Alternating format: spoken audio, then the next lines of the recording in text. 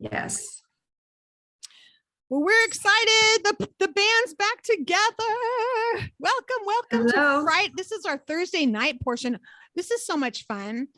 It's going to be fun, you guys. It's going to be fun from now on Thursday nights. Actually, if you guys loved hearing Jen and Robin, so big thanks, shout out to Jen and Robin last week who covered for us. And then the week before we had Deborah had her round table around the kitchen. Isn't that fun? It's super fun to have like new people, I think, doing the thing. So we really appreciate them. Brilliant. It's going to be fun from now on the Thursday nights. This Thursday night portion, Robin and Jen are actually going to pinch hit for us on these Thursday nights. Gives us a week off.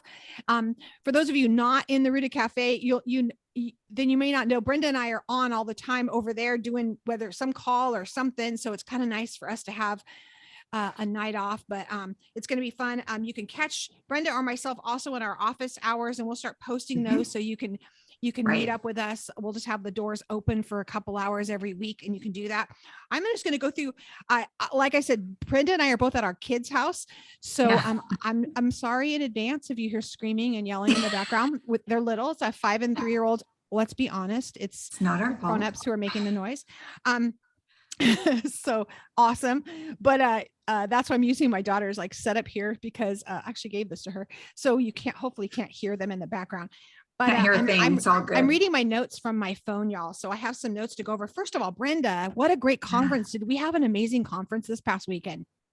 Oh my gosh. Yeah, it was amazing. It was amazing. There's a few of you are here. I see I'm on my laptop, so I'm squinting. I see Misty. Misty was there. Carol was there. I don't know if Carol's on here today, but Carol was in there with us. We had such a great time. So much healing happened. It wasn't a lot. We did a lot of healing and it was just, the fellowship was amazing.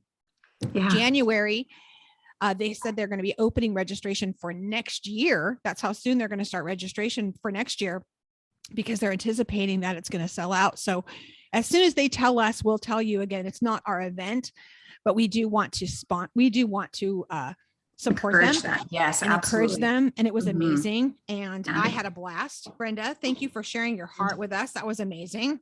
Yes, thank you. Yeah, yours too. And you sang. First time in 14 years. God is good. God is good. It was amazing. I mean, that was fun. Like he wouldn't let me practice. Because he kept telling me, you're not performing. I'm like, but I haven't done this in 14 years. And I have like this whole, like my whole story, I couldn't sing, couldn't talk, had that laryngeal nerve cut, vocal cords cut. And he showed up. It was good. So it was beautiful. What else do I have? Yeah. And if you guys, some of you that are on here and you're like, I really would like to listen to the portion, listen to it read. You can go to the Rooted Cafe, KAFE.com, and then /the-portion. Okay. Or just go to rootedcafe.com and up at the top, it says the portion. You can click on that. Right when you open that, I've changed it around so you don't have to scroll at all. It's like right there. It says, do you want to listen? And you know what? This week was so great. Pietra, please. I know she's not on here because she's in South Africa, but she did our reading. We've asked Misty. This is her project. Thank you, Misty, for thank you, Misty. But it has been so fun to listen to different people reading. It has been amazing to listen to you reading the portion. I had Miriam Stallsworth. She did her portion when I was there. We did her recording. It was so great. I just sat there listening. I thought, I love this. I love hearing the word. Like we see it, we listen, we read it, and it's so good. It like all your senses are involved, and it's just good. It's good. It is good. So I love hearing the different voices, and I love being able to hear, it's just fabulous. And ladies, you can listen to that in your car. Yeah. To that when you're doing your dishes, you can listen to that, put your headphones on while you're vacuuming. It's a great way to have the word penetrate your mind and your spirit, and also to connect with your sisters because, Yeah. And would you do me a favor as you're listening to whoever's reading? Speaking, would you pray for them? Would you pray for them as you're listening to them? And you could welcome to idea. share that with anyone. That's free. It's on the just our regular web page. It's not in our private member site. So anyone can listen to that. So we love you all for that. Also, what's new? Yay. I finally got books back up in the store. Finally got the store back going. So all those links pretty much take you over to, with the exception of our cookbook, they take you over to to Amazon, and it is connected to us. It is an affiliate link. I need to let you guys know that we get like 4 cents for everything, each thing you buy, but hey, all those little 4 cents add up and help us pay for things like Zoom and things that, like the gospel's free, but sending it to the nations is not. So we really appreciate using our links, and we love you for that. But gosh, Vayishlach, let's do this, right? Vayishlach. Oh my goodness, this is such an amazing. We're in Genesis 32:4. This is going fast, Charlie. This is going really fast. It's going too fast. We're almost out of Genesis. I'm like, slow down. Wait, I'm not ready. I'm not ready to get to Egypt yet. I'm not ready. So everyone breathe. Okay. Vayishlach. Wow. Isn't that cool? This is the part. Let's just do a quick overview. Let's do an overview. It's long to read, but we have Jacob, Jacob preparing to meet Esau. Then we have Jacob wrestling with maybe God, maybe we don't know, but it's maybe God. An angel, maybe an angel, you know. Well, Jacob meets Esau. Yeah. And then we see Dinah defiled in Shechem. Then we see the rededication at Bethel. We see Rachel's death. We see Rachel's death in childbirth, right? And then we see Jacob returning, or Israel returning to Isaac. We see Esau talking about him fathering the Edomites, which is kind of interesting. I kind of got stuck on that today, which we'll nerd out on that a little bit later. But can I have to, before we get started, Brenda, I don't know what is the deal, but I was reading it as we're in 35 and I'm like, Israel returns to Isaac. And I'm reading. Then Jacob came to his father Isaac at Mamre. I'm like, what do you mean he came to his father? Isn't he dead already? Like, what do you mean he came to his father? I mean, this only goes to show, like, I don't know if I think I taught this at Bet on Me, but I believe that when they came to Isaac, when they were at his bed and when all that happened with Jacob and his mom, I really believe that it was his mom was really covering his father, because I think that Isaac had lost his vision. More so, what he had lost is he had lost the vision of what God had called. God had prophesied already, right? He had already prophesied to Rebecca, and he had said, listen, Rivka, you are going to have 2 nations warring in your womb. The younger will serve the older. And all she was doing, I don't know if she was trying to help things along, but I really encourage you to take a step back instead of thinking that Jacob was a swindler and a conniver. Instead of seeing him, his name means to come from behind. He was someone who could be like the long shot horse, right? He's coming from behind, and then he comes around the track and look, here he comes in the lead. Like that's who Jacob was. He was the guy, like the underdog, who's going to make it no matter what. And don't we see this happening through the whole character of him? Not necessarily that he was a swindler, but we see him that he was the one who came from behind, and he comes and he's constantly, he's going to make it no matter what. He's going to make it no matter what. And when it said that his eyes were growing dim, I'm just really, I don't know why it hit me this year that it was more that his vision was growing dim, because look at him. He's still living. He lives to 180 years, and he lives like, I don't know, Kim, you're on here. You're our resident. Like, you can type in here in the chat and let me know, but I've looked at different places and they've said he's lived anywhere. He was right around maybe 100 years old when that happened. Did it really? I'm like, I don't know about that, but we know at least it's 20 or more years, minimum of 20 years since that happened. Could have been 80. So 20 to 80 years, he's still going. So he wasn't in the bed going, I'm going to die, I'm coming, Elizabeth. Like, that's not what was happening. And I don't know why, Brenda, when I read this, I mean, this is the end of our Parsha, but I read that, I was like, why did it just skip my mind that he's still living? Yeah. Right. I don't know. That was just random. And but I think that because it's almost like he disappears, right? Like, we're not hearing from him. We're not hearing about him. We're not, but the cool thing is that Jacob is on his way. Yeah. Yeah. After all this time, he missed his mom. I mean, we're going to get into that. His nursemaid dies, his mother dies, Yeah. and then his father dies. There's a lot going on. There's a lot going on. We see Jacob he goes through major changes, and then he gets a new name. Like major changes happen and he gets a new name. Like it's not just any name. It's like a big, like it's the name we still talk about. Like, oh, where are you going to? Israel. Like, hello, it's the name we use. Like, oh, it's the prophetic mantle. It's the prophetic mantle of the nation. Yeah. It's Charlie, this is such a prophetic Parsha. Yes. Can I just, this is the 8th Parsha. That just took me out right there. Please. In that for a minute. Ladies, this is the 8th Parsha, and you remember what the number 8 means? It's new beginnings.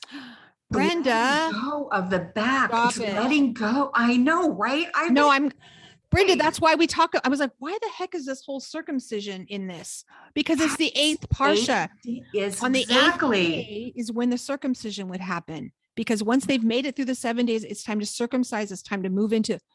No wonder we talk about circumcision in this Parsha. Yeah. Wow. And it's a letting go. It's a refocus. It is so powerful, Ruth. You're right. It's refocusing our attention on what's really important. Ladies, we are being challenged in this Parsha. Here we go. I'm going to preach. Preach. Do it, sister. In this Parsha right here and right now to choose, what are we going to do? How are we going to live our lives? Are we going to embrace the call of God on our lives? Or are we going to just feed our beast nature? We have that choice. It's choose you today who you will serve. Are you going to be an Israel or are you going to be an Esau? Yeah. Now listen. Through the whole thing. This is through the entire thing. It is choice after choice after choice. It is leaving behind this whole thing when Jacob is confronted with the angel, right? What that angel, and gosh, have we gotten so much? We've different opinions about what that's all about. Brenda and I studied. We were going back and forth this week. We were laughing. We were laughing because we're reading midrash after midrash. We're kind of going off the deep end in some areas. It's like, I think the one I really like right now, a lot of opinions, a lot of thoughts. I think, and some of it is like you could read like in the Apocrypha. Some of you can read in other books. The one I'm kind of sticking to, Brenda, is that he was wrestling with Esau's guardian angel. And that is a distinct possibility that it could be. Or was it God? We don't know. It just says Ish. The Hebrew just says Ish. So it was a man. So we don't know. Or God. He was wrestling with himself. Who could he have been wrestling with? I mean, was he just wrestling with himself? Because after I would have done if I knew I was about to go meet, like my sister and I are estranged. Oh my gosh. I know. So if I knew that, and I didn't do anything wrong to her. There was not, and I've tried to apologize for what happened. It was not anything like this, but she thinks I'm in a cult.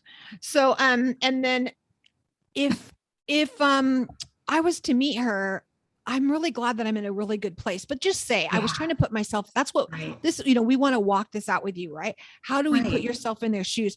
I write down, I have all these questions like, what the heck? What does this mean? Is he struggling with his conscience? Like, is he struggling? And I mean, it talks about the dust. Remember, Bren, what it's the, that's right. The Yavak is when it's talking about how he struggled. It says that he Yavaked. The root is Avak, which is dust. So he's struggling. Yep. What? Like being pounded into the dust. Being pounded into the struggle. Dust. This is not a, oh, stop it. Oh, let me go. This is like to the death type of struggle. This is being pounded into the dust. This is a wrestling match. This is a wrestling match. And this whole thing with the dust, I love it. And I love your take on that, Charlie.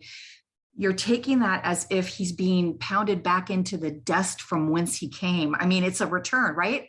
It's a return to what? It's a return to come back to a new beginning. Yeah.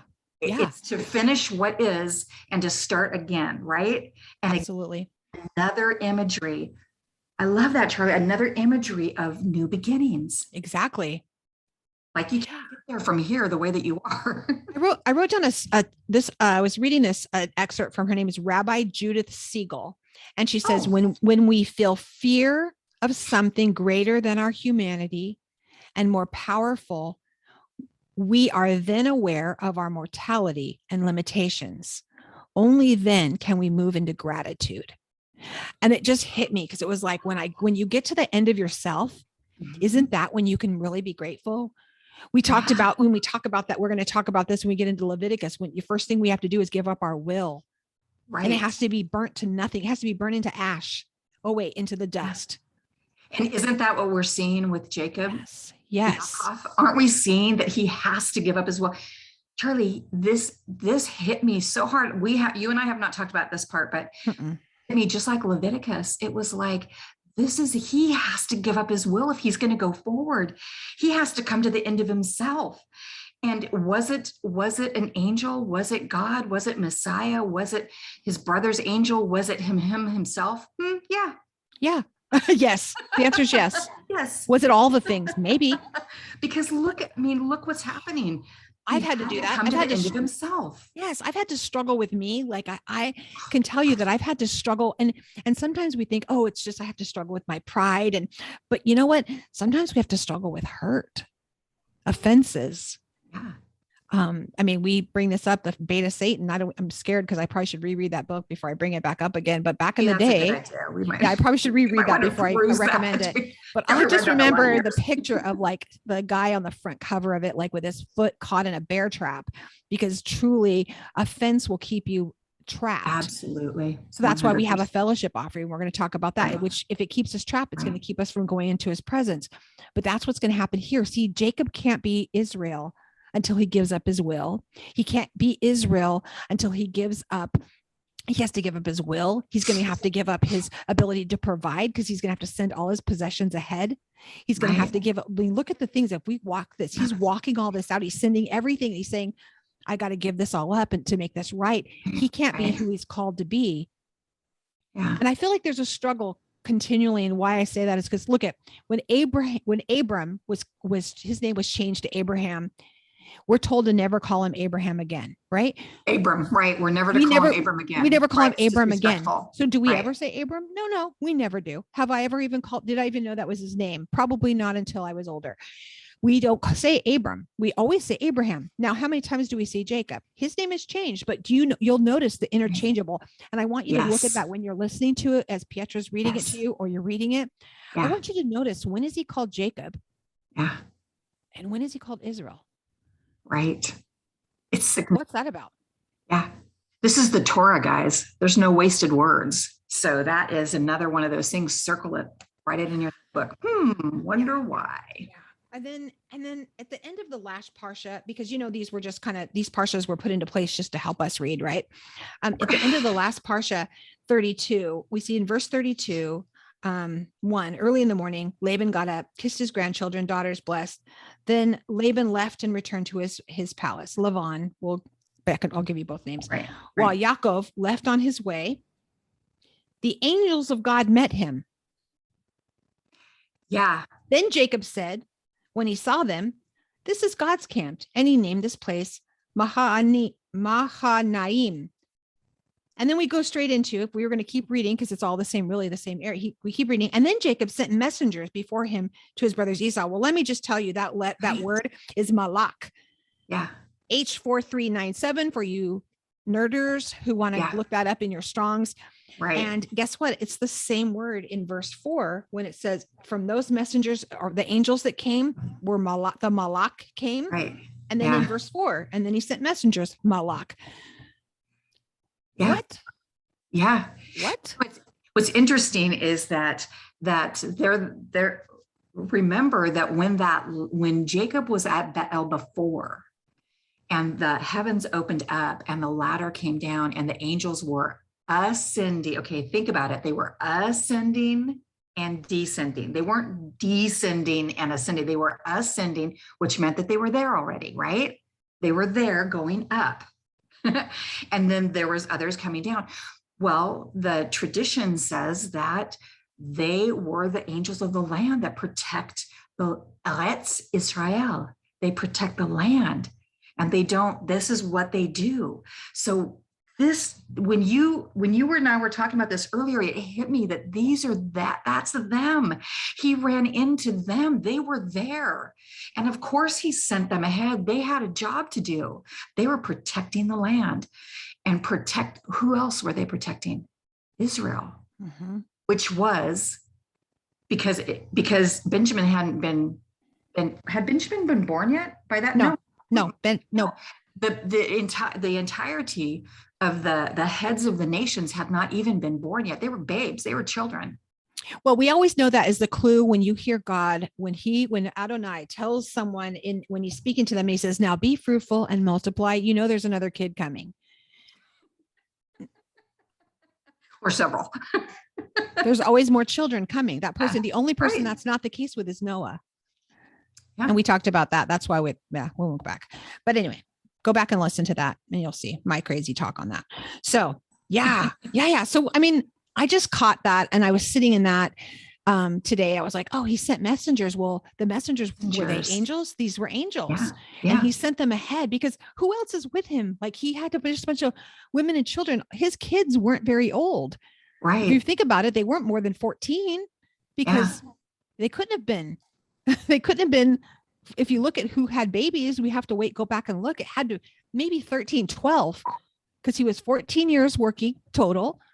Right. It probably had to be at least 9 months last time I counted to have a baby. So we're talking 12, 13, or 13, 14, not even 14-year-old yet. These kids that are coming with him. Did he have manservants? I don't know. I wasn't there. So another interesting thing. Can we just this is me now. Now you guys are in for it the rest of this whole Torah, because this year it's all about me asking questions. Where the heck was Dinah? Dinah is not mentioned anywhere. The boys were sent ahead. They divide the camps up and they name everybody and they send the only person not mentioned is Dinah. Exactly. Kim. Yes, Kim. She already knew. I should have known. She was. That's what tradition. It says that Dinah was actually placed in a box because Leah was supposed to marry Esau.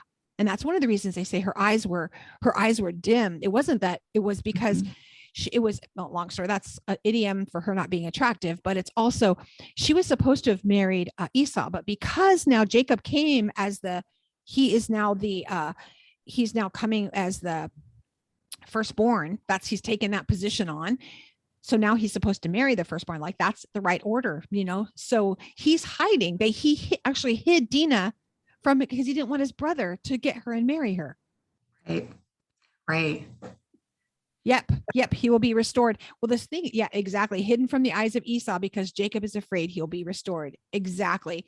Mm-hmm. That's pretty deep. There's a lot that goes into that. But Leah, it's thought that Leah was supposed to bring redemption to Esau. Right. And because Jacob had her, now that didn't happen. So now Dinah was to bring redemption. Who was Leah's daughter.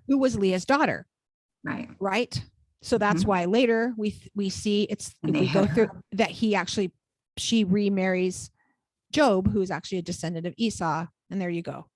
I'll let you dig that one out. And there's all kinds of other possibilities out there. Ooh, it gets deep. It gets interesting. We got some interesting stuff. Okay. So the other thing in verse 11, my question, Brenda, I'm just going to ask questions. Today's your questions, guys. Oh my gosh. I have so many questions. You have questions? Can you guys answer? We don't know. Can you answer? We don't know. I'm glad Kim's on here. Glad Kim's on here.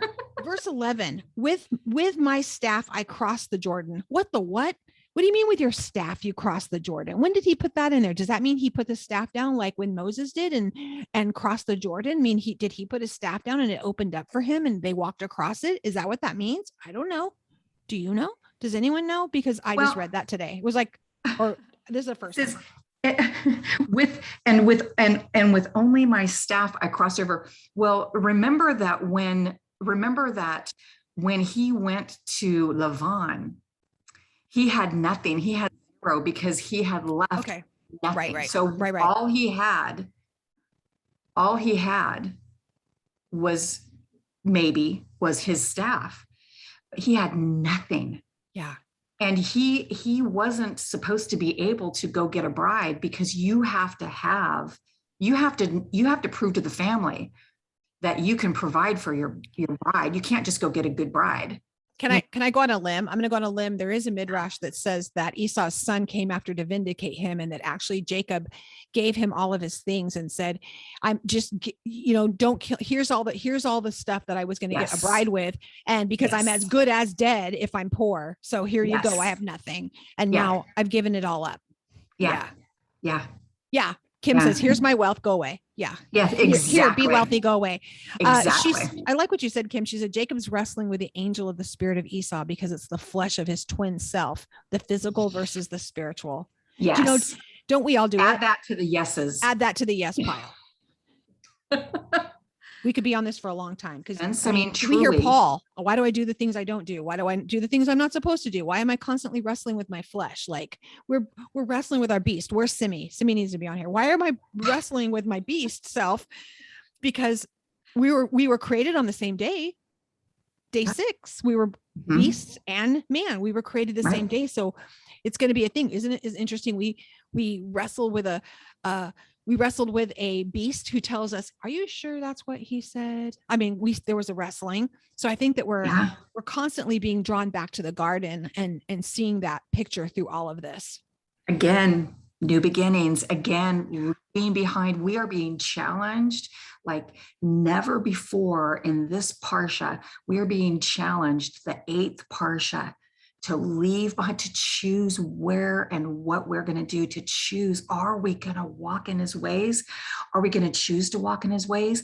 It's going to take, there's a price that's involved. Yeah. Are you willing to pay the price? Are you willing to let go of your nature? Are you willing to let go of your will? Are you willing to choose? Because choose you this day whom you will serve. I have brought before you life and death. Choose this day. I mean, think about all the choices that we're being asked. The same thing, it's choosing life. And it is also choosing newness of life. Yeah. We're leaving behind. He wrestled with the thing that was holding him back, you guys. Doesn't that ring true to your spirit? Are you wrestling with the things that are holding you back? Good for you. Brava. Or your destiny. Are you wrestling with your destiny? Because the things that are keeping you, like you said, holding you back from what you're called to be and who you're called to be. And until you finally get the limp, right? I mean, I think about, what did Paul talk about? Come to the end. In his side. Like you have to come to the end, to where come to the end of yourself. You better come out limping. Like, I feel like it. I mean, I know that my life, if you were there this weekend, I poured it all out there. And I mean, I came out limping, like I was limping, because when I came to the end of myself, it's like, you're limping. But you know what the limp is? The limp is a humility. It's not a disability. It's a humility. Yeah, exactly. That was good. Someone write that one down. Write that one. That's a quotable quote. I'm writing that quote. Down. Yeah. Not a disability. It's humility. Yes. I love that so much. This Parsha is just kind of full up. It's this Parsha, guys. I don't know how you felt reading through it this week, but didn't it kind of hit you in soft spaces? Like, didn't it hit you in the soft part of your heart? Like, make you think about things? Like, we're going to be talking about Dina. Yeah. It hits you. It hits you. You know what hit me for me for Esau too is he was. I've been looking things different. I know you and I talk about this a lot, but I've been looking at things really different lately, and it's been like in the Parsha. I mean, I've been looking at it from a different. I feel like I turned my Bible upside down this year, and I've been looking at it differently, because I'm like, I'm gonna look at this, asking questions chunk by chunk, and what's here and what's missing, what's not here. Why was this missing? And one of the things I'm thinking about for Esau is what the gifts he sent, so many stuff, because we think about Esau was a man of the flesh. Esau was a man who the gifts he knew would appease him. that he sent him things that would appease his flesh. And so that's what they went out. And a lot of people are thinking, I mean, I'm a fan of Jacob this year. I'm not in the camp that he was a deceiver or that he did all these things wrong. I really am in his camp that he just really is the guy who is like, he's the underdog and he's coming from behind, and he had a call in his life, and he had to work hard for it. Like, it didn't come easy to him, and he had to struggle with himself. He had to struggle with, it was just hard, with choices and what people, I really saw myself this, like, wow, I tried to do all the right things and did all the wrong, and you still, as harder as you try, you still get kicked down, and you still got to get, we got to get back up. And I saw that this year in him, and I'm seeing Esau, the flesh of that, like the choices that, like, wow, how it appeased him. And I don't see that Jacob sent, before I thought, oh, how is Leah supposed to feel that she was sent out in front of Rachel? So once again, she's told, you're not worthy. But that's not really it. I realized that, you know what? That's not the case. She had more kids. She had more people to protect her. And all that Rachel had was Joseph. And he was a kid, like a little kid. Yeah. So of course she was behind, because she didn't have she didn't have the boys all around her to help protect. So that's why she was last. Of course she was the favorite. Of course that had something to do with it. But she didn't have as much to protect her. And then I saw this year, I don't know where I was all these years, that he ran ahead of everyone. Jacob ran ahead of everyone and met him first. Right. That he hit didn't me again make them go too. first. He didn't. Yeah. I just really am I'm in Jacob's camp this year. Like, I'm rooting for Jacob. I really am. I'm like, go Jacob. Right. And I really see myself in Jacob a lot. Right. Yeah. Yeah. And Rachel was pregnant. Exactly, yes. Lori. And she was pregnant. Yeah. Yeah. Yeah. And that was so great, because when Esau says, come on, let's go there. Go to Mike. And he's like, well, the kids are little, the animals we're kind of slow. He didn't have a bunch of guys. Like, you guys, he was by himself. Like, he just had a bunch of little kids. And I love Brenda. Can you imagine? He's like, how about you guys come with us? And he's like, okay, a bunch of Hittite wives and a bunch of crazy. I know, very carnal, like very beast, like mindset. He knows his brother. He knows the wives. He knows the shenanigans. He knows all the things happening. We are going to see later. I mean, I wrote them all out for myself and started studying out the tribal leaders that came out of Esau, all the tribes that he was birthed. So he's got these sons. He's like, do I really want to subject my family to that? So he's like, no, you guys go ahead.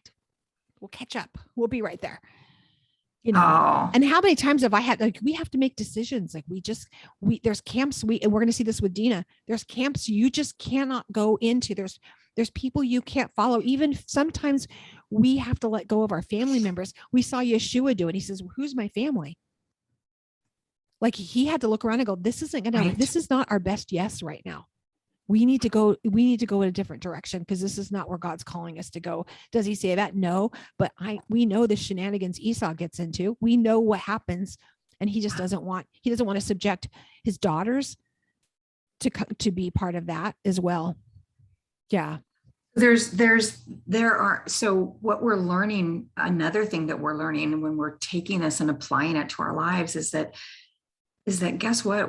There are places that we need to stay out of. Yeah. Stay away, stay out of them. You are not going to that is not where you need to be. No. Right? Not at all. Well, you had mentioned about you want to talk about the way that Jacob ends up approaching Esau before we move past that.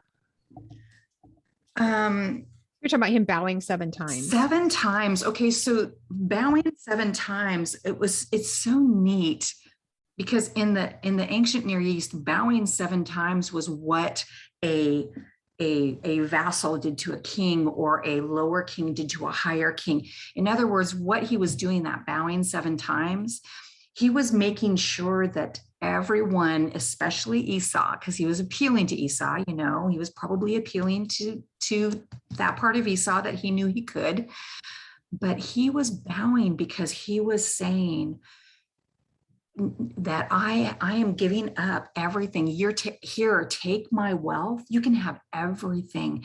Take my wealth. I'm bowing at your feet. You are the greater one here. He was giving homage, okay? He wasn't worshiping him, but he was saying, you're greater than I am. That's what the whole 7 times bowing was all about. He was bowing, and we can laugh and joke and say, well, maybe he was shaking in his terrified. Probably so. Yes. So he said he was scared. I mean, it was not a joke. Like, here's 400 men he had a bunch of women and children. That's really? To protect him. Yeah. Was with the animals. It was like those animals, they represent, so in the ancient Near East, giving those animals, that is what you paid when you were paying homage to a king. Mm-hmm. But you did. Somebody who's way, way, way greater than you. That's what that was. And I just love that, because what we were learning is that Jacob had to give up his will, right? Yeah. It wasn't coming back full of himself. He was coming back humble. Yeah. And he was giving, because he had to be humble in order to be Israel. I think that he really was trying to make things right. Yes, he was. I really do. Yes. I agree too. And I agree with you, Charlie. I don't think that he wasn't being sneaky about it. He was actually he was being wise. I think that God gave him heavenly strategies. I think that those messengers maybe even helped him with that. I think that there was heavenly strategies downloaded to him, and that what he was doing was exactly what needed to be done. Because what we see in this story, which we may not have ever noticed before, is that it does appease the flesh. It does appease Esau's flesh. Yeah, exactly. And Esau comes running to, Esau's overwhelmed. He runs to him, kisses him. And then he says, oh, come on, come and live with me. Well, wait a minute now. What was Rebecca willing to do? What was she willing to do? Anything that it took for her to see the fulfillment of the word of God for the nations, right? We see Rahab do that. Anything whatever it requires. And that's what she did with Jacob, whatever it required. Mm-hmm. Here again, we see Jacob doing what it requires in order for him to not be sucked into the, he had to maintain being set apart. He had to maintain being separate. He had to maintain holiness.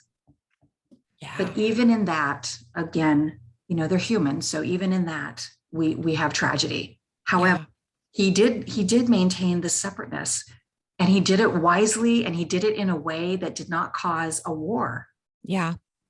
Couple things. Kim just says 400. Oh, I have to go back up on these things. She says 400 men, 400 years in Egypt, 400 shekels for the Hebron, the cave in Hebron. I mean, put that on your things to study out, guys. That's a really good thing. And Lori, you said she never understood why Esau accused him of stealing, since it seemed like he willingly traded it. Yeah. Look up that word stealing. He was saying that you took advantage of me in a weak situation. I don't think that it was really the word stealing. I think that's poor translation. I think it's more that it was more about him thinking that he took advantage of a weak situation. But here's the thing. We all know Esau didn't want it. Jacob wanted it. Jacob was willing to do whatever it took. He had the heart of a lion. Esau would not have protected it. Esau no. And it was worth a hungry belly. Yeah. That's all it was worth to him, was a hungry belly. Yeah. What is this worth to me? And we move on with Esau. Like Esau he says, yeah, I'll meet you over in Seir. And Brenda and I talked about this. I got hung up on this for a little bit because I love that when we're talking about, we hear, you should hear hyperlinks to, we've come to a mountain. We're not coming to a mountain of Seir. We're not coming to this mountain of fear, but we're coming to the Mount Zion. Right. He's calling us to another mountain. And we're seeing this walked out right now in forest. We see Esau is saying, hey, he's going to go to Mount Seir. The root of that, which Brenda and I were back and forth today talking about, it's really interesting that the root, of this is fear, shivering. But Brenda? Quaking. Mm-hmm. It's a quaking, but what else is it? Yeah, it's hairy. It's hairy. It's the hairy thing. It's that when your hair stands up on the back of your neck, it's like on your arms. Mm-hmm. When you get scared, your hair stands up, and that's what your hair is for. It's a warning signal. You know that. That's why you have hair on your body. It's a warning signal. It stands up when something is, it's part of your warning system. Yeah. And when you're fearful, and that's what the hair stands up when you're scared, or it's telling you to be aware. It's telling you that there's something going on, and there is something going on. Charlie, I love what you said too before we keep going. And please, I apologize for cutting your chain of thought, but No, you didn't at all. saying that it hit me so hard just now when you said the mountain. Mountains are always talking about an experience with God. Mm-hmm. It's always represent the power and the might of God. Whenever we think of a mountain, think about the mountain. What happened at the mountain? He meets his people at the mountain. There's always a change at the mountain. When we go to the mountain, that's where we meet God. Yeah. Where he expresses himself. That's where he reveals himself. That's where he speaks to us. That's where we hear the rumbling and the shaking and the quaking. And yes, the reverence of God, the fear, the reverence of him. We experience those things at the mountain. And so just wanted to throw that out. That's good. It's come up over. And speaking of experiencing, for those of you not here live with us Zoom, one of the good reasons to be live with us is the chat happening. The ladies over here burning it up. And it's hard. We can't keep up. They're so amazing. Yeah, so it's not too late if you're listening on Facebook. Hey, y'all. If you're over on Facebook, come over and join us. If you're listening to the replay, we just love you. But if you're jump on with us, we still will let you in. But it's kind of fun to listen. We're talking about the letter Tav, which is the covenant for 400. It is the letter. Brenda, do you want to talk about that letter? Are you up for it? The letter Tav. Oh my gosh. It is the mark of the covenant. Yeah. The letter Tav is that place of, well, I don't want to give away too much because I haven't finished that's going to be at the last part of the course, but the Tav is that solidifying. It's like, think of it like this. It's the engraving. It's saying you're mine forever. This covenant is forever. It is never going to end because he will not ever let it end. It is that commitment. And it's beautiful, ladies. And so here we have the Tav. Yeah. Completion. It is not, but it's not complete being done with. It's completion. And here we go. It's day 8. It's day 8. Okay. Got it. So it's the completion of this right now, but it's a completion in the sense that now we move into the next round, right? Now we're moving up into, but the covenant, the Tav is the seal. It's the mark of the covenant. It is that thing that secures you. It's the written thing in the palm of his hand. He's his hand because he's made covenant with us and he will never break that covenant. It's permanent. Oops, I accidentally muted you by trying to let someone in. Sorry. I'm fired. There you go. Oh, I'm so fired. I'm on my laptop, y'all. So there you go. I'm not touching anything anymore. This is live. I love it. And we're live. I wrote some notes down that, about him not having any intentions of going with him into the camp. And my heart was out. I was thinking, how many things have I done for my family that I was been like, oh no, that's fine. Thank you. And let them go. And no, yeah, we'll meet you. And then we're like, no, we can't go there. He ends up going to, first of all, they set up camp in Sukkot, which the root of Sukkot is sakak. Sakak, to make a hedge, to weave a protection, to cover. We know that we just got through with Sukkot. So the first place he goes after all of this is going is Sukkot. He takes them and they set up camp. He weaves a protection around them. I think that's beautiful. That's the first place. And then he didn't want his family mingling. So he goes to Shalem. Oh, wait, we know that the root shalom, it's H7999, to be complete, to be sound, to be safe, to be free from fault.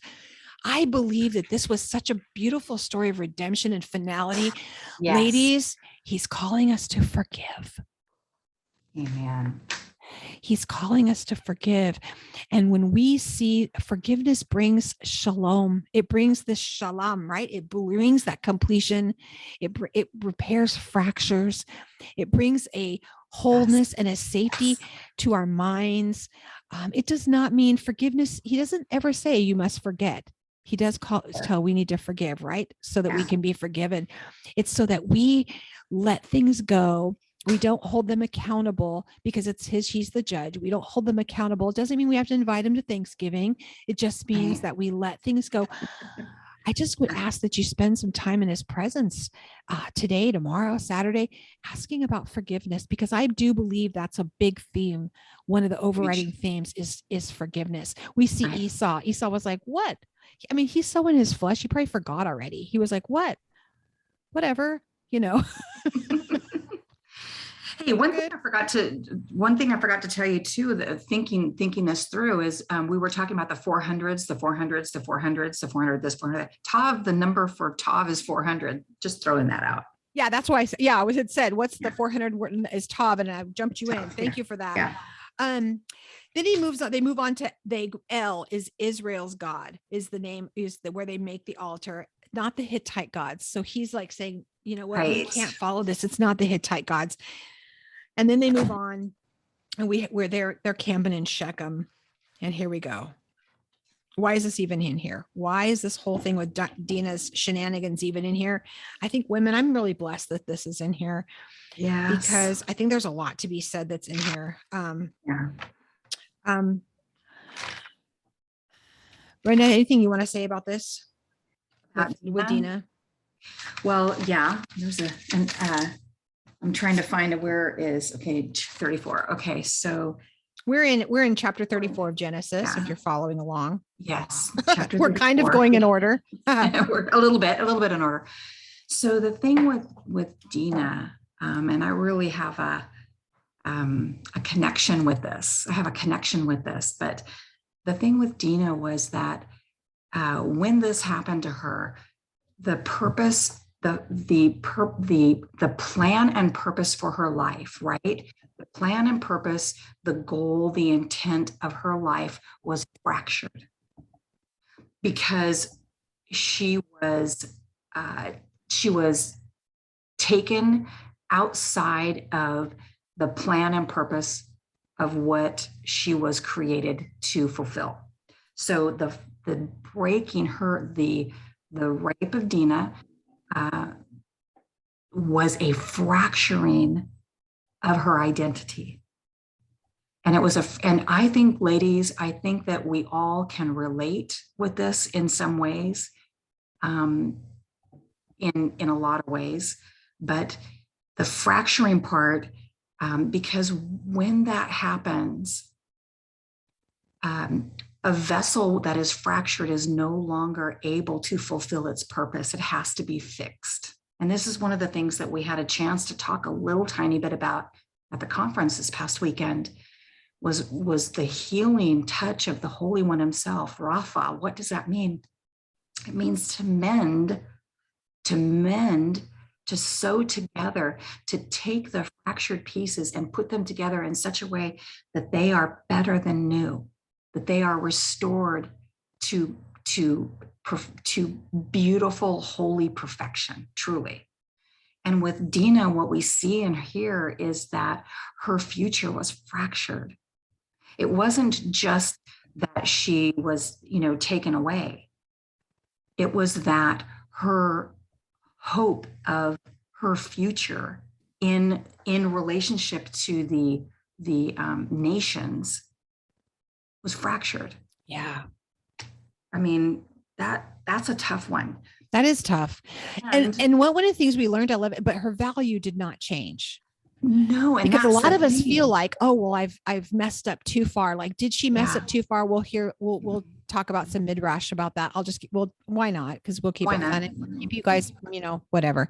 But I'm hearing, I remember at the conference, one of the Dr. Deb's daughter, Vicky, did a really great demonstration using a $20 bill, and she held it up and she said, "How much is this worth?" $20. $20. She folded it in half. How much is this now worth? Still $20. She folded it again. How much is this worth? Still $20. Then she threw it on the ground and stomped all over it. And then she picked it back up. How much is it worth? Yeah. And now how much is it worth? And we're like $20. And then she wadded it all up and then said, now how much is it worth? We're like $20. Now, with this, you could also tear it in half. You could tape it back together. How much would it be worth? $20. You could still buy whatever you could buy, which it's still worth $20. Right. You could it could be faded out. Parts of the corners could be off of it. It can be so you're hardly recognizable. You know what you can do? You can take it to the bank and they'll give you a new one. And I heard him saying, like, old things are passed away and behold, all things are new, right? Yes. You still, no matter what, Dina her story's not over. No, but what happens? Who he is. Yes. And there's still redemption. Promise. There is still redemption. Yes. And if no matter what's happened in your life, some things you're in the wrong place at the wrong time. We know Dina straight outside of the safety net. Yeah. The safety net of her home and her brothers and her father. She went out looking for friends. Yeah. Have you done that? Have you been hanging around friends that were, maybe you were young, maybe you were old. Then you started you were hanging around people who had a different influence on you. And it changed. It could be they were so religious. You could have been it could even have been in church. It didn't necessarily mean that they took you to like the bars or anything and that you got in trouble. It could be you were looking for these. What happened is doesn't say these girls were bad. They were just, she walked out. She went to be with the girls of the city because they, who knows, there's midrash that says that Shechem, the son, sent him out there to coax her out. There's all these funny, we could read fun stories. We don't know. These are all stories. But the bottom line is this: she wasn't where she was supposed to be. Right. And so she was listening to that. And what happened is because she was there, she was outside of the protection. So exactly. Was she was outside. How many times have we done that? How many times have we walked outside the protection? Yeah. There is protection staying within the frame that ate the het, the frame that keeps you inside that place of safety.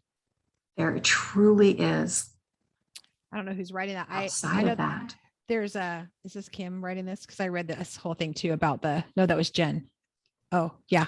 She was the last I'm not going to go into that, but yeah, I mean, there's a lot being said about how her gender was actually changed. There's a lot of midrash about her I just threw that out there. I have to explain just that Leah prayed that her gender would be changed so that the children would be equal. Like she wanted to make sure that there was no animosity. I mean, there's a lot of stories. You guys can read a lot of stories. You can read a lot of stories about this, and we go in and read them because I feel like it helps us ask questions. It doesn't mean that you're we're not adding to or taking away. What we're trying to say is what are some of the things that maybe we don't know? And because again, this is a Hebrew book written to Hebrew people. Right. And so there might be things we don't understand. So when we go in to find the background, sometimes you can read some fun stories. But I just know that her value didn't change. One of the stories was very interesting is that she actually, there is a midrash that that Dina actually conceived from this rape, from this union, and that she had a daughter and they named her Asenath, and she ended up sent the baby away, the little girl away to Egypt. And guess where she ended up working in? Potiphar's house. And that's who Joseph ended up marrying. That's a tale. Not sure if it's true. I'm just saying backstory says that she is, oh gosh, yes, Kim, your input is super valued. That's the backstory is that Dina actually conceived a child with her union with Shechem, and the daughter was named Asenath. And it's a really interesting story. Wouldn't that be cool? Because it ends up being where it's a redemption of that line. I think, wouldn't that be cool? I don't know if it's true, but it sure would be cool. And well-known rabbis back that all up. So that was actually what had happened. And then we know that she ends up Joseph ends up marrying her, and then he has Manasseh and Ephraim with her, right? And here we have, these are two more, and then it's redeeming the rest of that. We see the 12 tribes. I mean, kind of cool. Come on. Yeah.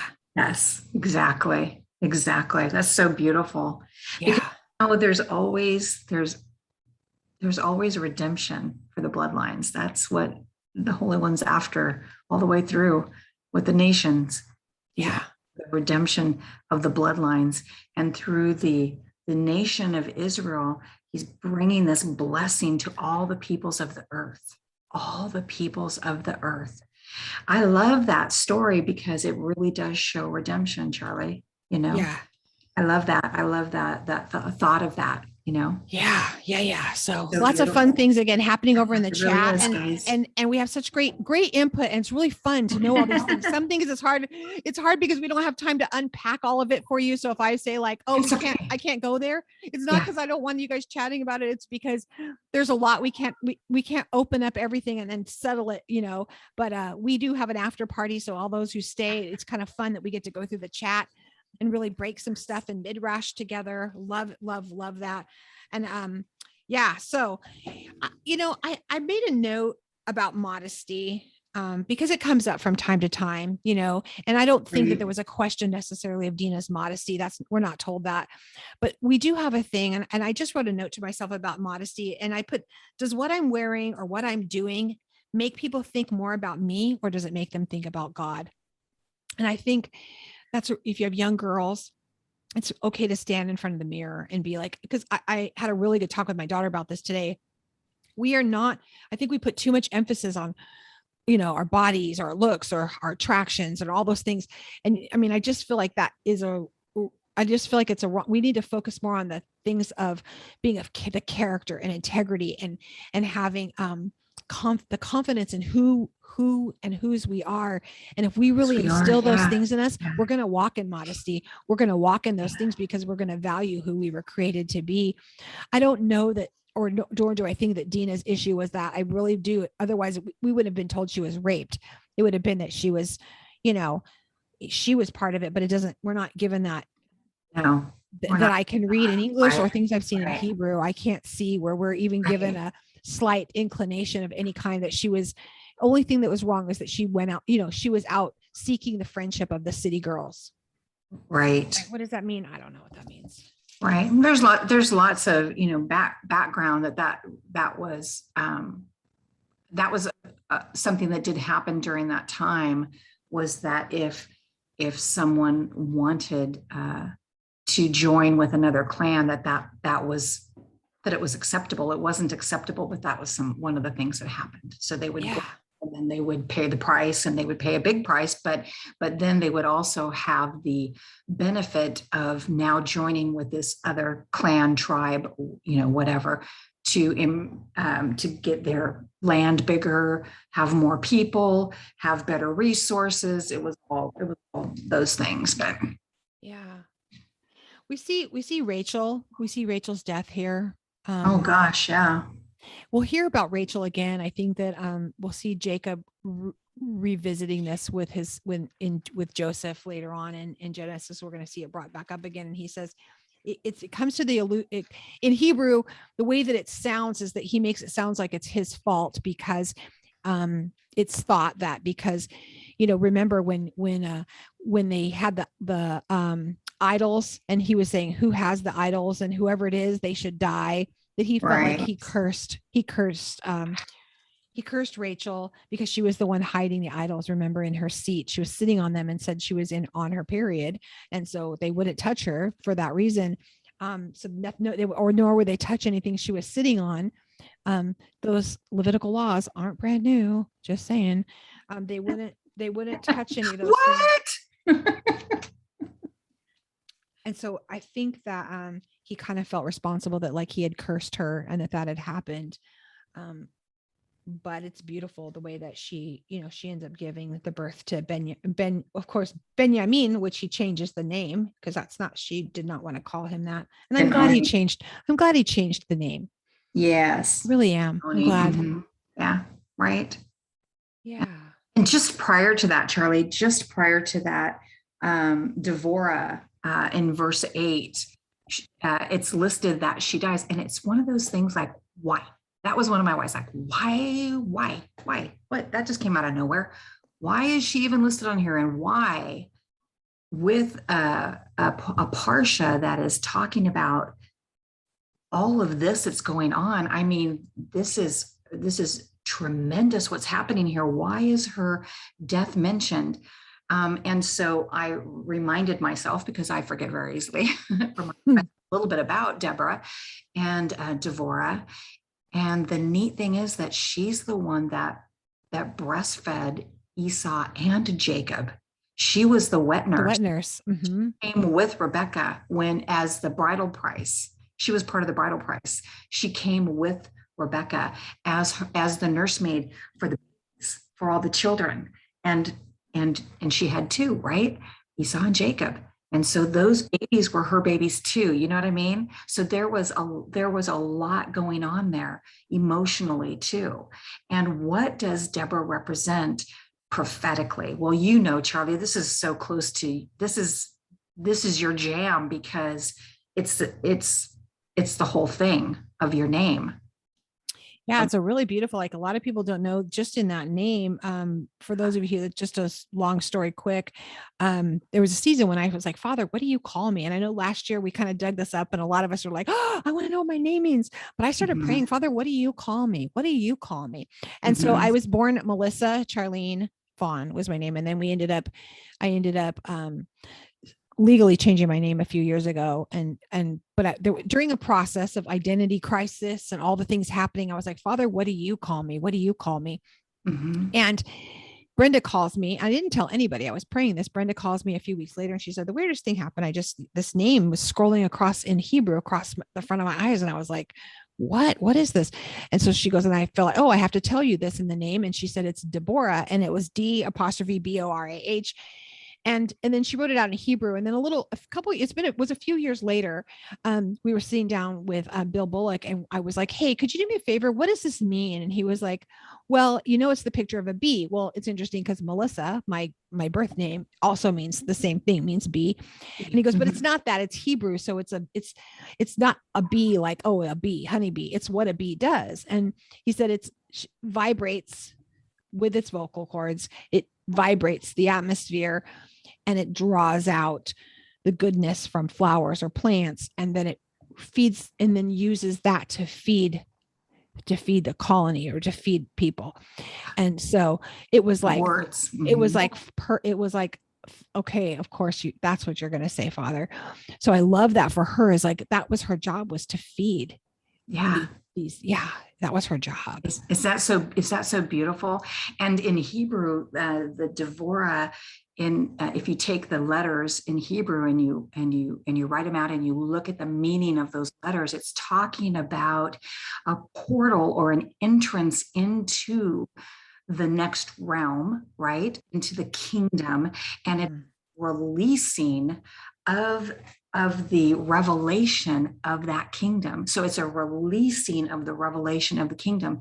And the Dalet, the first letter, the D letter, Dalet in Hebrew, it is an entrance into a portal. It's taking you from one place to the next. It's taking you into another. That's good. Yeah. And the last letter, Hey, is revelation. And it's taking you into that place where the revelation is released. And that's what the name Devorah is. It's the name of a prophetess.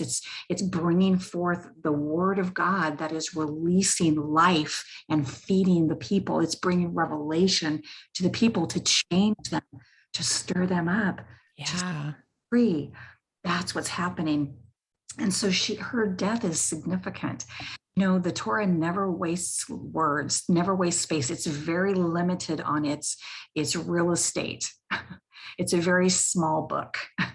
And when something is in there, it's okay for us to say, that's kind of weird that's just right there in the middle of it. But there's these beautiful, beautiful hidden treasures in there. So just so that you know that even in the midst of all the hardship that Esau and Jacob went through and all of those things, right? There was a woman who was speaking forth life and revelation to them, along with his mother, supporting the father, right? Right. Love that you and I can be those women who are speaking life and revelation to other women in the midst of the things that are hard for them, that we can actually be Devorahs, because it means words. It means that which comes forth from the mouth, which is the word of God. And as you're looking at the words, I'm like, I was looking as you said that, I was like the Dalet, the Beit, the Re, we have the Resh, and then we have the Hey, right? So I'm like, then we have And this, the Hey. we're back to the humility where, you know, we have this, Yes. we're seeing the story in her name. We're seeing the story of Yes. Jacob having to like come to a place of humility. He went through a portal where he's, you know, he sees a portal before, and now he's going through this portal and he builds the house. We see him start building, going through this process of setting up.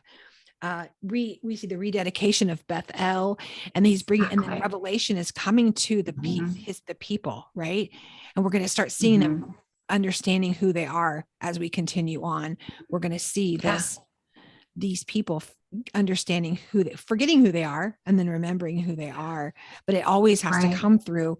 It has to come through that person who's willing to come through that door, bowed and humble. You know. Humble thyself in the sight of the Lord, and then he will lift you up, right? Yeah. And that Resh is the Resh is the head, or the king off the throne, which is humility, which is coming off of the throne, being outside of your space where you're ruling, still being who you are, but being removed from that that place where you're ruling and and being among the people. And that's what this is. And I just trust that ladies, that those of you that are listening are going to get that in your spirit right now. How are you to be a wet nurse? How are you to be one who is giving forth life, giving forth nurturing in the midst of everything that's going on in this crazy world right now? We are called to be those that come up alongside of other mothers, and we assist them by helping to speak life and revelation and hope and healing. This is what we get to do. And she nurtured both of them. She didn't just pick one. Both of them. No, because she would have known. She would have known. Yeah. I'm sure Rebecca would have told her, this is what God said. This is who's going to serve who. So she didn't she served both of them. And there's things in our lives. I'm thinking about the whole not wearing weed to pull. We don't know the wheats and the tares, and we get to nurture things around us. And if we're just bringing life in every situation, it is, again, it's not an accident that her name is we're talking about her today. Thousands of years later, we're talking about her today and the impact that she made on these two men. There were two nations. We see Esau. Interesting that Esau, he fathers all of the Edomites. I was counting through, he has 11 tribe leaders coming from his lineage, right?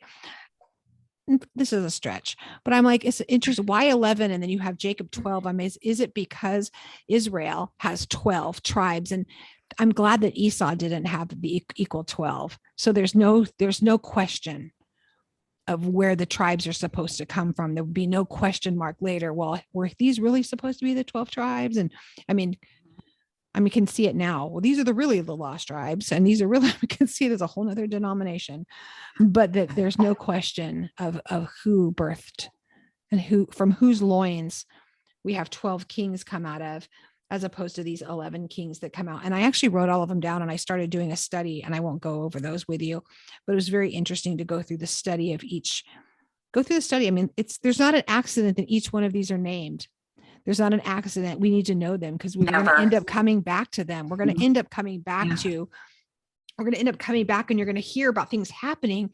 And he's telling us so that we don't know, we remember, oh, that's Esau's son or grandson, or that's what's happening here. Like we heard, we're going to hear those things. Like I said before, you can look through, and it's in the Apocrypha. It is lost books that were not included at the round table. They didn't get included into the Bible that we have in our hands.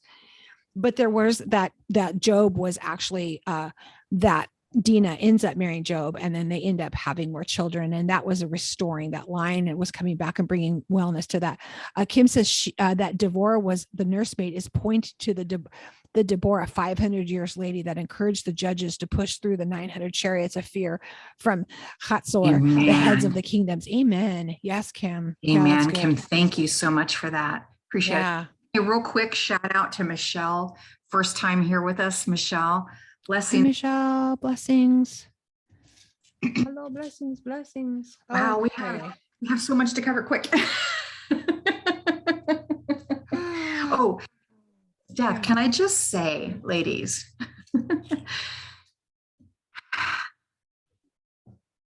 we're praying for, you know, we all are praying for those that we love that are maybe not walking in the fullness of what the Holy One has for them right now, right? You all know what I'm talking about. And Rachel is crying out, right? Rachel is on the way. She doesn't get buried in the cave with Leah and Israel, Yaakov. She's buried on the way, on the side of the road, right? On the way. And the word says throughout, there's several different scriptures that talk about how she is the one that's crying out for her children. You can't console her because she's crying out for her children, right?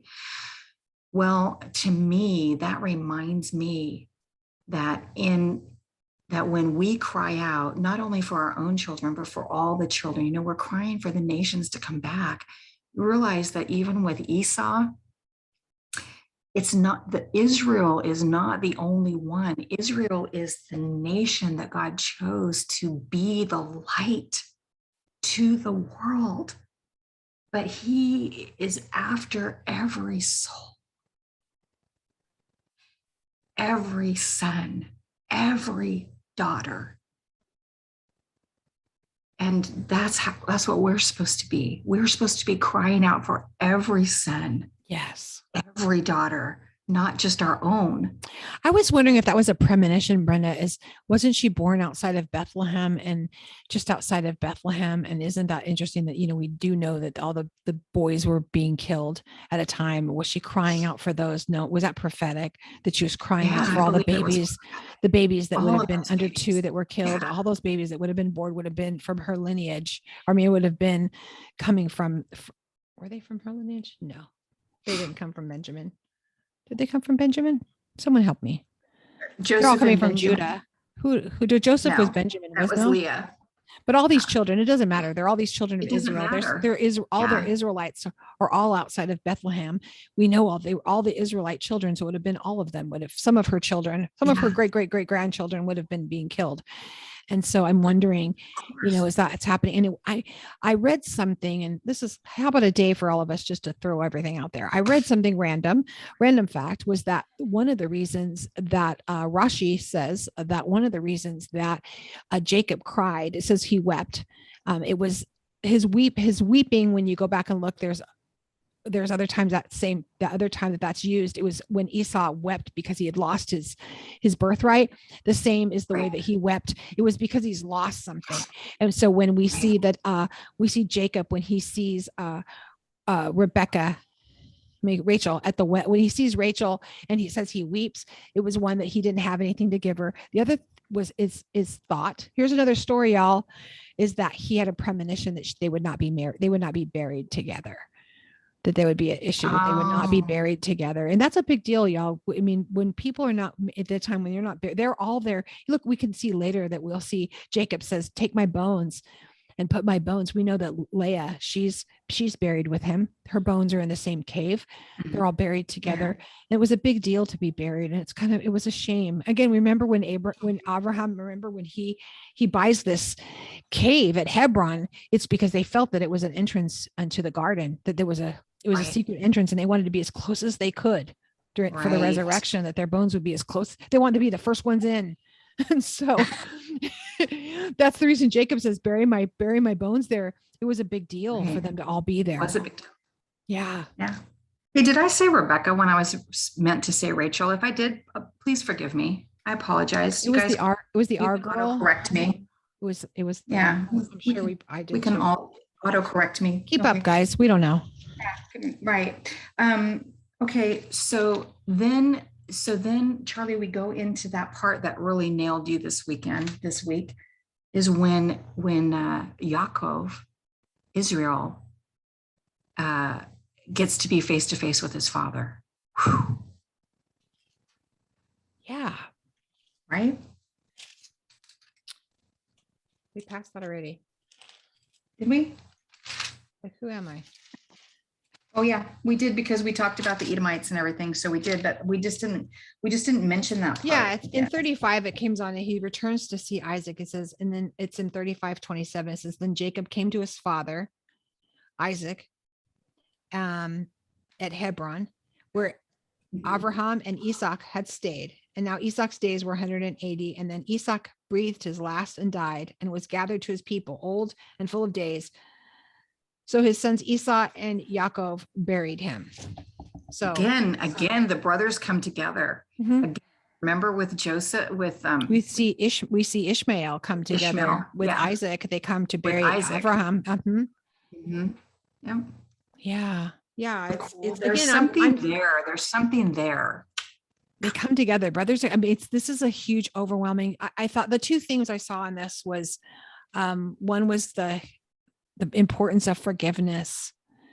And we talked about this, Brenda, you and I were whispering back and forth during the conference, being like bad girls, but we're talking about, when we're told to forgive 70 times 7.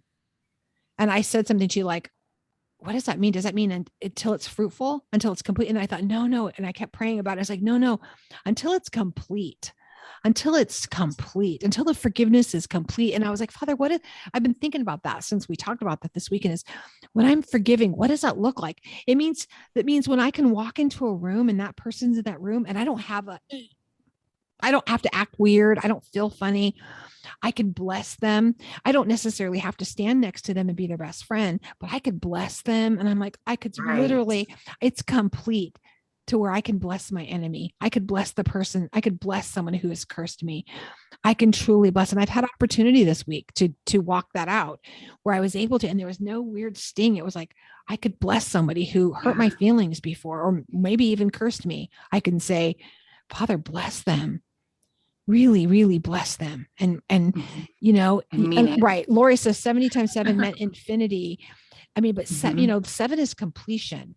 It's a continual, right? It's a continual, but we see that number 7 is completion. And we see it as and I'm thinking, Father, I want things in my life to be fruitful. And unforgiveness is not fruitful. It's not fruitful. And it also keeps me, it's not just the forgive so that I can be forgiven. It's that forgive so I can run and jump into his lap and not feel like there's something in the way. And I don't know about you guys, and I've talked about this before, but you know how when you're in an argument, like with your husband or with your kids or something, and then you go to a worship service or you turn worship music and you're all like, you just can't, it's just hard. It's just hard. Unforgiveness. It's, we can tell you all the little things like, oh, it's drinking poison and expecting the other person to die. Yeah, it's all those things. But more importantly, it keeps you from being able to ascend. It keeps you from being able to run into his presence and receive the fullness of what he has. Yeah. Because there's something. The approach. Yeah, it breaks the approach. Yeah. It really does. Charlie, that's so good. And the thing is, it was not part of Jacob. Was that Yaakov? Was that Israel? He became Israel when he was able to break that so that he could approach. He could finally get to that place where he had to wrestle. I'm going to go back to that wrestling. Man, I've wrestled with myself. I've wrestled because I didn't want to forgive someone, if I'm honest. Mm-hmm.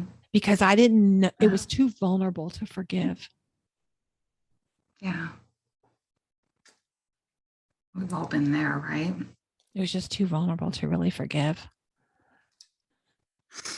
Whew. And then my other thing was just the whole thing. My other part was just about with Dina was I've looked for friendships and all some of my craziest wilderness experiences was because I was spending time with girls I was working with instead of women in my fellowship or back in the day, when I was going through my divorce, I was spending time with women from work. So I was more influenced by what they were doing, and I did things or I made choices that I would not have done had I stayed around, circled myself and stayed even in my own home. I needed to stay home, but we're going to go out and can't beat them, join them.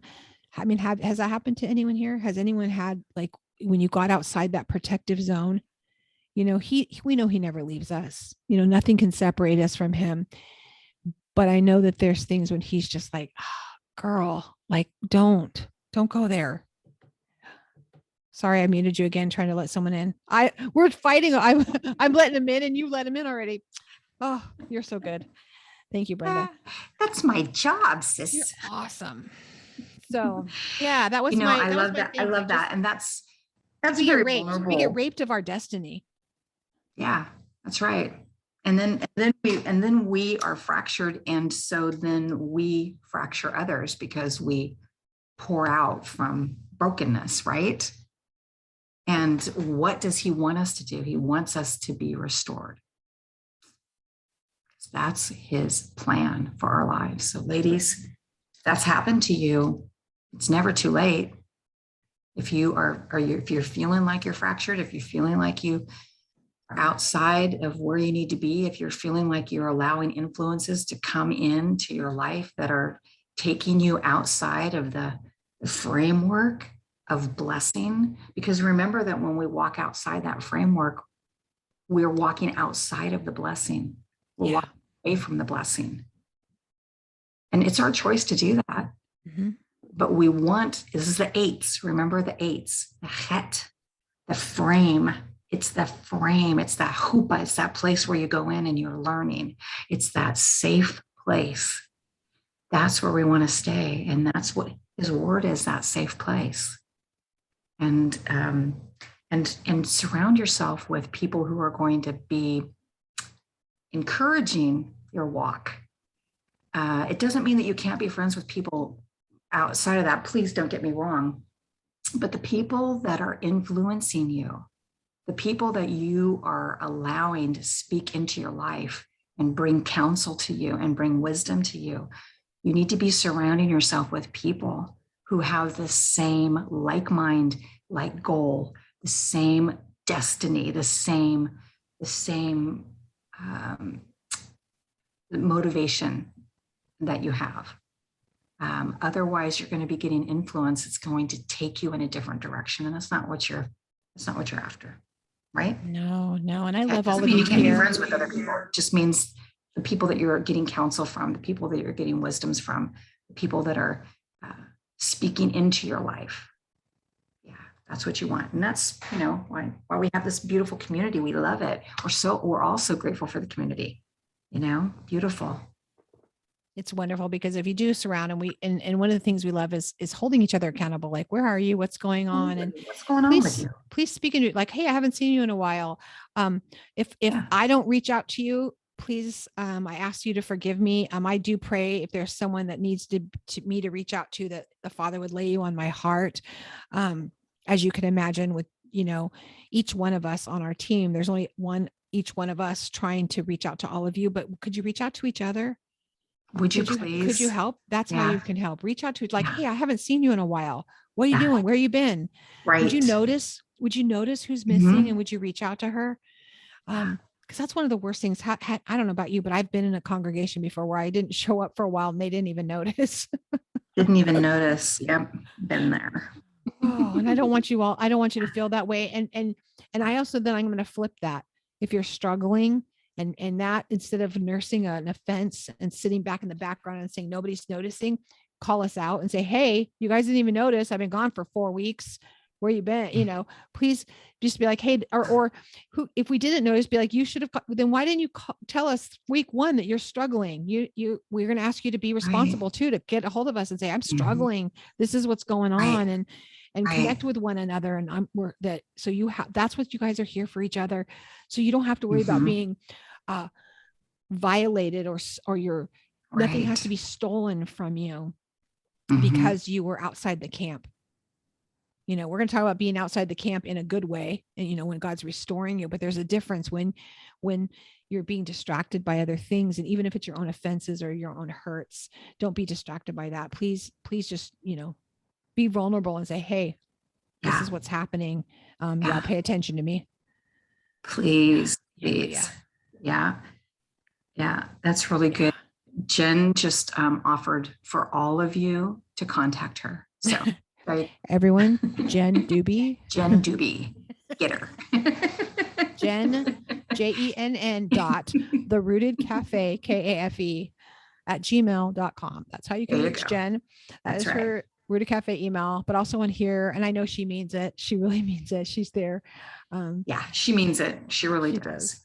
And we really, you know what, you guys, we're here. I mean, you can reach out to us. We might not be reaching out to every single one of you as often as we'd love to. Really, really, please don't put that expectation on us. We really love you though. And so please reach out to us, and then that way we can connect. Okay. Yeah. We'll connect you. We love you. Connect you. Yeah. We want you to be with, there's a lot of women here who love connecting. So, and we have a lot of wise women. We have a lot of really, really put me to shame. They wise women here that can really love on you and speak. Yeah. So let's end aunties. out with, we have a lot of aunties. We have a lot of aunties. Let's end out this realizing that we see that Esau in 36. It says, so Esau lived in Mount Seir. Remember, Mount Seir is we're going to see that come up again when the children are in the wilderness, right? We're going to see them run around this mountain, and Mount Seir is this mountain of fear. We're going to see that he goes to this place that he lives in. That's not where he's going. Let's be like Israel. Let's go to Mount Zion. Let's let that be the place we choose to encamp. Let's make it be the place we choose to spend our time, is in his presence. This is a season, this is a time in history when there can be a lot of fear, confusion, things that make the hair on your neck stand up. Yep. Offense, anger, frustration, all those things on that rock. Just choose your mountain, choose life. Yeah. Don't serve that mountain. You don't need to. You could just boldly jump to Mount Zion, spend time with him, be in his presence, release the fear, release the offense, release all the things. Just want to encourage you for that. You want to close us in prayer? Oh, go ahead. Sorry. I was just going to say, and that's why we're asking you to reach out to one another, because don't do this alone. This is not to be done alone. You need to have other people that are linking their arms with you.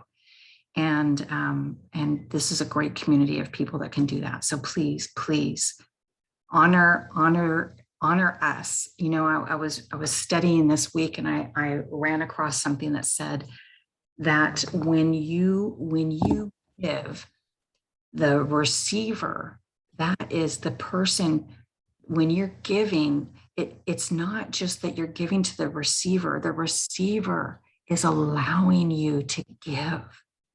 That's a blessing in and of itself. If you will let us know that you need somebody to reach out to you, then you are blessing that person that gets to reach out to you. You are allowing them to operate in the gifts and the calling that they have in their life. Please do that. That's generosity. Okay. We have to all learn to be good receivers. Okay. And so please do that. And you want, who did you ask? You pray. Oh, Abba, thank you so much for this time that we've had together. Thank you so much for the opportunity and this technology. We're so grateful that we are able to just be with one another right now. Father, will you meet every need? I just thank you are reaching into the hearts of those that are lonely, those that are wounded, those that are fractured. Father, those who have thought nobody would understand, you are reaching out to them right now and pouring out your life to them. And I thank you for that. Will you bless them? Will you join them with others that can encourage them, that they can encourage? Will you build our friendships here? Thank you so much for that. And Father, we thank you for your word. Will you allow this word to change us, who we are? Will you allow this word to renew our minds and renew our hearts? Will you cause us today to say, I choose you. I choose you. I choose you. Thank you. Thank you, Father. We pray your blessing of healing, restoration, forgiveness. We pray for those, Father, that are struggling right now with their health. We ask for strength, Lord God. We ask that their names would be before you right now and that you would see to it. Everything that needs to be done, we trust that you will do. We trust you. We thank you. Our heart filled with gratitude. And we bring blessing to you now. Amen.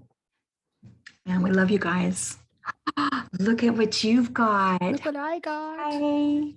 Hi. See Auntie Brenda, she's saying hi. This is my Hi. Eliza. How are you? Hi. You guys be blessed. I am Aw. not able to stay for the after party. As you can see, I have I can't got either. littles. I'm sorry. I'm going to see my son for about 10 minutes and then not going to see him for months. So I need to go say hello to him. He just got in from work. So I'm so sorry, ladies. We love you so much, though. We love, Stay love, on love, love you. and does someone want to stay on and do the after party, Charlie? Or I don't know if anyone is, raise your hand or say, yes, I want to stay, and we'll make you host and we can leave. It doesn't mean y'all can't stay and chat. Let me stop the recording.